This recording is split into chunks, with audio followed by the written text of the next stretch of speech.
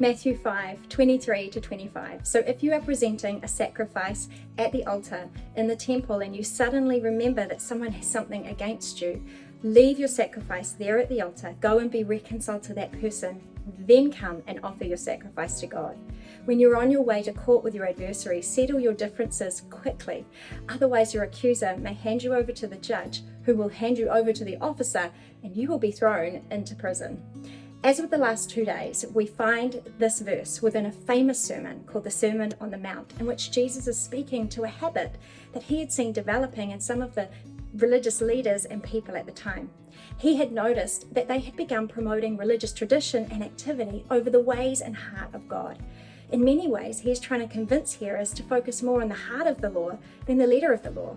For example, to the religious leaders, murder was wrong, but they were still okay with hate. You see, God's standards always move us beyond our actions to our heart. It's not enough just to not murder someone.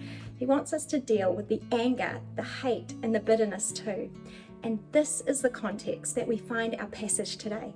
We see all throughout the Gospels that Jesus prioritizes relationship over religion. Think about his life. He always ate with tax collectors and sinners.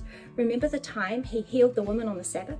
Jesus was showing us that it's about people over protocol. And in this particular example Jesus uses in verse 23-25, we learn that it's not enough just to do all the things if our heart isn't right with both God and people. We could say it this way too. We can't be at odds with our brother and yet at peace with God. I've heard someone else say, you will always see God blurry until you learn to say, I'm sorry.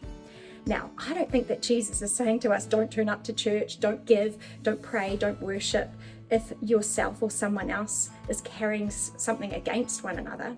I think he is simply asking us to see things differently. I think he's asking us to prioritize people over religious protocols, over our do-good lists. What if, as a church, we were able to show our community that we genuinely love God and people, that our priority is not to make them fit in a mold or tick our religious boxes, but to love them without judgment, and in doing so reflect the heart of God for them. I wonder if today there is someone in your world who could do with some prioritizing. Is there a conflict, a rift, a wrongdoing that needs some reconciliation? Maybe there's a difference that needs setting aside today. Can I challenge you to make that your priority today?